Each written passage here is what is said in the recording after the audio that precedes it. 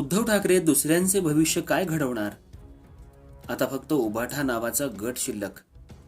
उभाठातले कार्यकर्ते पक्षप्रवेशासाठी वेटिंगवर. मंत्री नितेश राणे.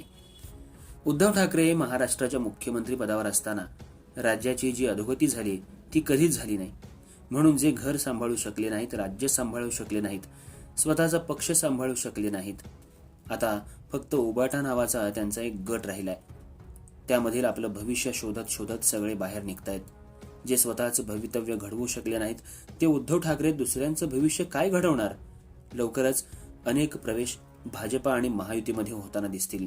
फक्त तारखा ठरवायच्या बाकी आहेत, असा इशारा पालकमंत्री नितेश राणे यांनी उभाठा सेनेला दिलाय.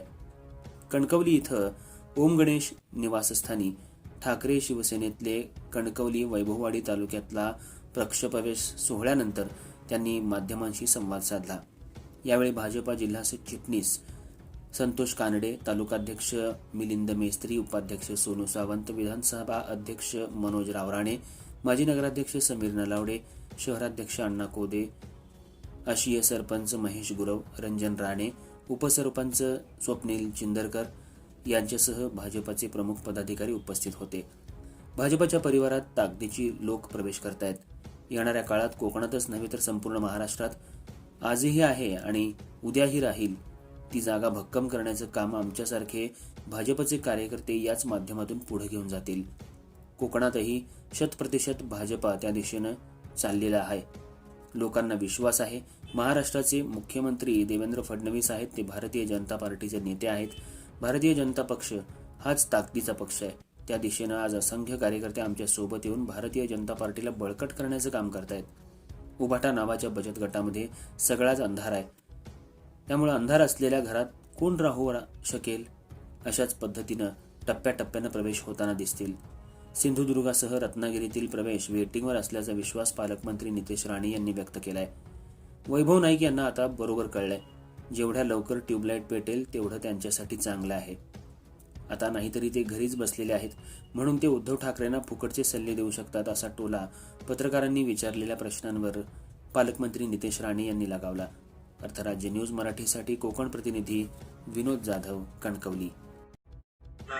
कन्फर्मेशन आलेलं आहे की ते सकाळी 11 वाजता चिपी विमानतळाला येत आहे. अन्य नेते मंडळी पण जे स्वर्गीय आप्पासाहेब गुप्तेंच्या बरोबर त्यांनी काम केलेले ते जास्तीत जास्त नेते मंडळी येऊन त्या कार्यक्रमाची शोभा वाढवू. महाराष्ट्राच्या त्यांच्या मुख्यमंत्र्यांच्या कालावधीमध्ये महाराष्ट्राची जेवढी अधोगती झाली ते कधीच झालेली नव्हती. आणि म्हणून जो घर सांभाळू शकला नाही, राज्य सांभाळू शकला नाही, स्वतःचा पक्ष, आज उभाटा नावाचे एक गट राहिलेला आहे. त्या गटामध्ये आता हळूहळू सगळेजण आपलं भविष्य शोधत शोधत बाहेर निघतायत. शेवटी जो स्वतःचं भविष्य घडू शकला नाही तो दुसऱ्याचं भविष्य काय घडवणार?